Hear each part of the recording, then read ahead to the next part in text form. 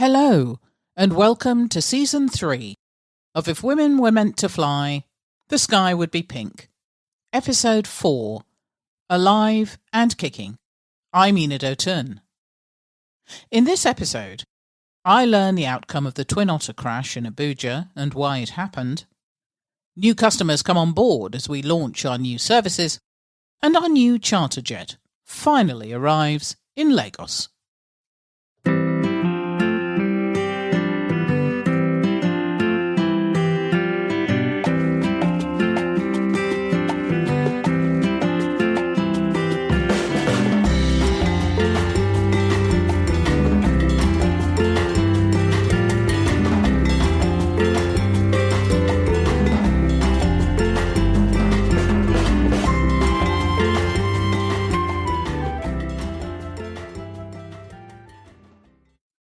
Let me just say, first off, that it's great to be back.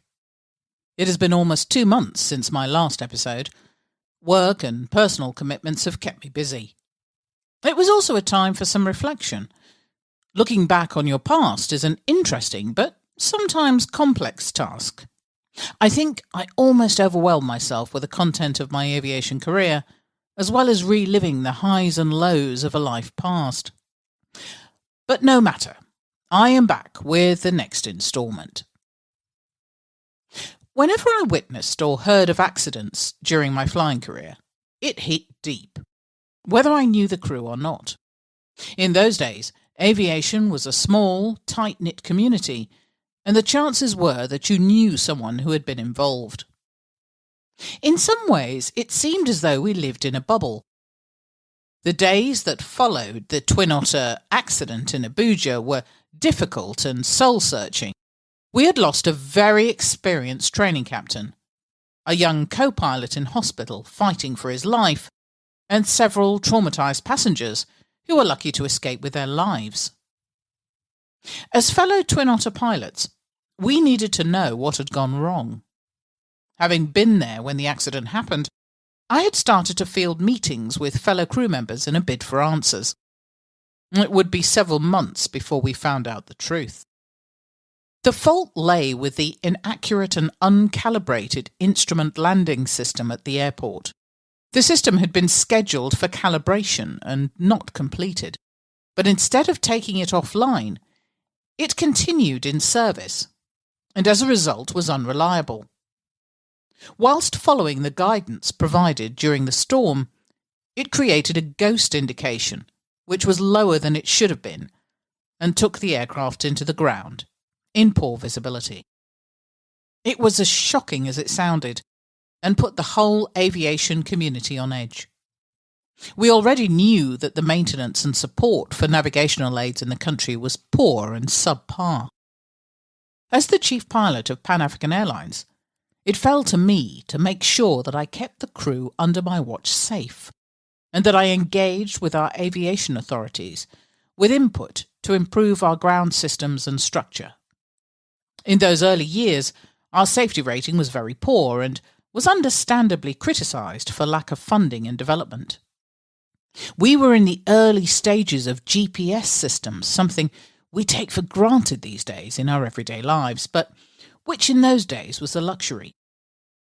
I still used navigation logs, ONC charts, and an intimate knowledge of the country, in addition to the often unserviceable navigational aids and poor weather information, which was rife in those days. But like most pilots, I adapted, using my significant experience and not taking unnecessary risks. My sixth sense and gut feelings, whilst not an accepted form of operation, often served me well in those days in keeping me aloft and my passengers and crew alive. Part of my job in the early days was courting new customers. Whilst the commercial team sold them a service, it was the flight team's job to make sure they enjoyed the flying and the aircraft that we had to offer. This often took the form of me and my senior co-pilots ferrying CEOs and commercial managers to locations such as Abuja in the north and Port Harcourt in the east of the country. Additionally, we made many crew trips to Escravos, where our helicopter operations were based. Many of the trips we carried out were to support the oil industry, and consisted of crew changes, often out of the country. A favourite destination was Luanda in Angola, and further offshore to Malabo. Malabo is the capital of Equatorial Guinea. It is located on the north coast of the island of Bioko. In the 90s, it consisted of a small, paved airport with 1 or 2 makeshift hangars and airport buildings. Spanish was the predominant language and English was rarely spoken. Landing, offloading your passengers and attempting to pay the landing fee was a struggle. It's now grown into the Malabo International Airport, which now serves long-distance direct flights to Europe and some African capitals. That's a far cry from the early days. Still, it was a short flight for us from Calabar in the east of Nigeria, our launching point for most crew changes. With my flight case stuffed full of dollars, British pounds and local Nigerian currency, we used a rudimentary process to navigate our way through the tons of red tape, immigration, export and security in order to make these flights happen.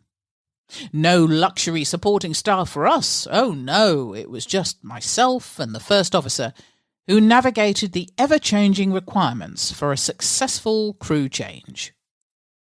Most of our crew changes consisted of dry, no alcohol passengers transiting back to Lagos for onward international flights to Europe and beyond.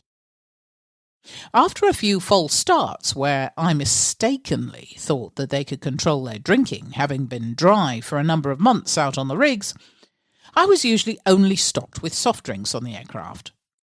But for the first few flights, we had to deal with more than our fair share of rapidly intoxicated passengers drunkenly moving about the aircraft and trying to open the doors, amongst other things.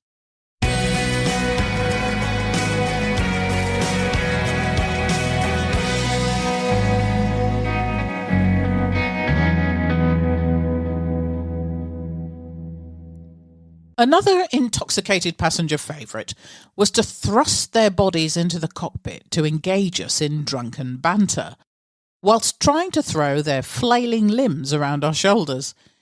The inner Enid wanted to say to the co-pilot, "You hold him and I'll punch him." However, the rational professional chief pilot and me would gently hand over control of the aircraft to the co-pilot, whilst I tried to reason with an unreasonable, drunken individual by threatening to throw him physically out of the aircraft from 32,000 feet if he didn't behave. Quite apart from the fact that it would have been impossible, it at least served to get their attention and encourage them to fasten their seatbelts a little tighter to guard against just such an action. For the rest of the flight, they often fell asleep and were remarkably sheepish and sober as we touched down in Lagos. And as they exited the aircraft, often apologetic for their behaviour.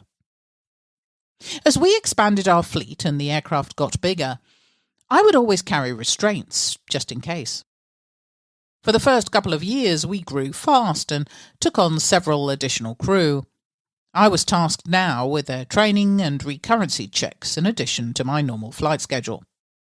There were several different aircraft on our ramp now, business jets and the Cessna Grand Caravan amphibian aircraft.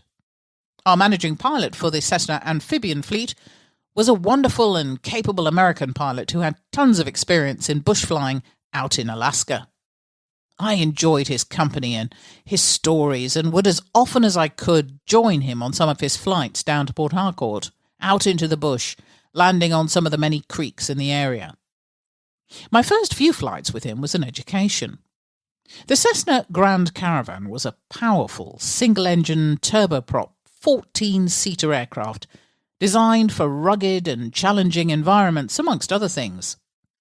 Nothing more challenging than a flight out over the myriad of creeks which snaked their way around the river delta area in the east. This was at the heart of the oil industry, and dare I say it, at the wrong end of conservation and the environment. Giant pipelines crisscrossed their way through, over and under the land, crashing through communities and villages decimated by oil industry greed. Communities in the Niger Delta have been affected by air and water pollution for years, The Niger Delta region encompasses about 8% of Nigeria's landmass and is the largest wetlands region on the African continent. From above, it all looks tranquil, but as you get closer, the reason becomes astoundingly clear.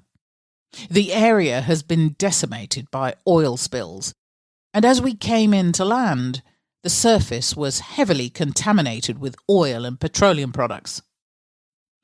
As I climbed out of the aircraft and onto the jetty, the floats were covered in oil. There was no easy way to experience the obvious devastation.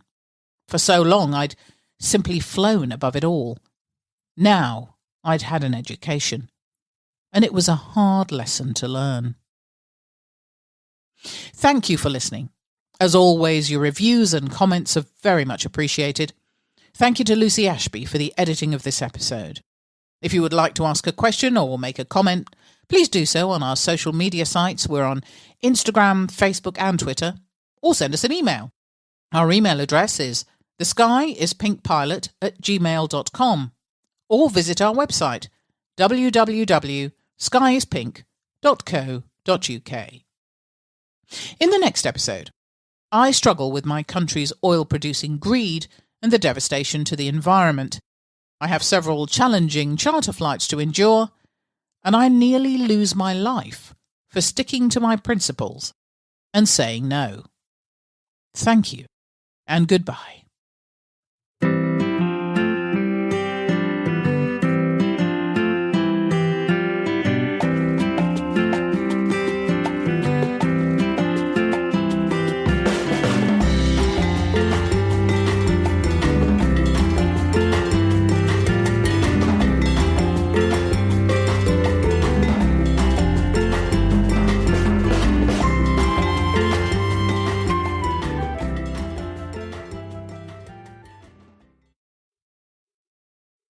Check out Print My Tops by visiting www.printmytops.co.uk for a family-run t-shirt printing business specialising in quirky, fun t-shirt designs, as well as bespoke custom printing for workwear and birthdays.